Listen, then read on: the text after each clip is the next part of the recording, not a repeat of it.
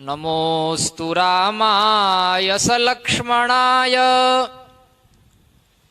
देव्यै च तस्यै जनकात्मजायै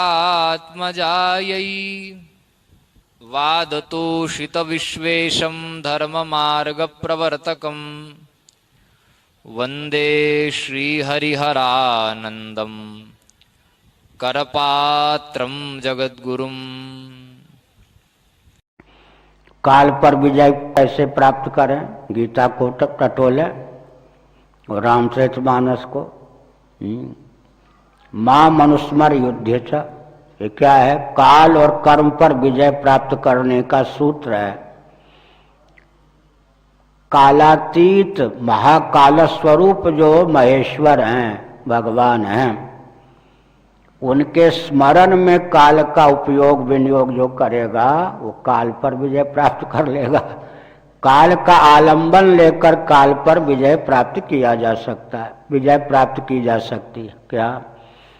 कालातीत जो परमात्मा है, महाकाल स्वरूप जो महेश्वर हैं, प्रतिक्षण उनके स्मरण में जो काल का उपयोग और विनियोग करता है वो काल का अतिक्रमण कर लेता है।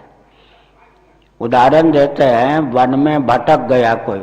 हमने वन में बहुत यात्रा की है, भटक जाते थे। पगडंडी, दक्षिण भारत की, ये सब 70-17 किलोमीटर तक जंगल में भटकना पड़ा।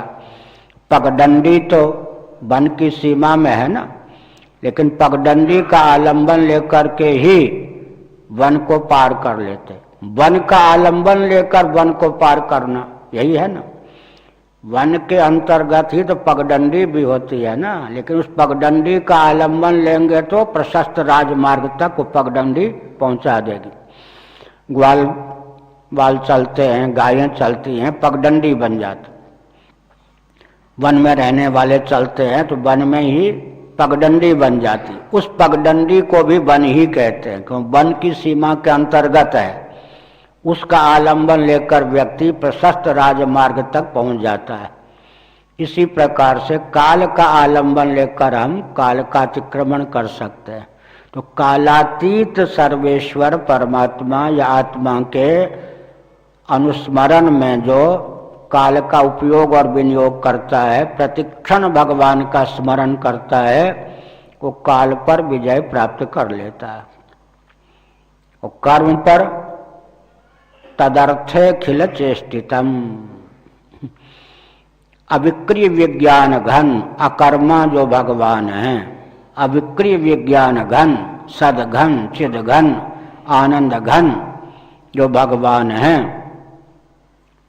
उन्हीं के लिए जो कर्म का अनुष्ठान करता है वो कर्म पर विजय प्राप्त कर लेता है। कर्म के द्वारा कर्म पर विजय, काल के द्वारा काल पर विजय।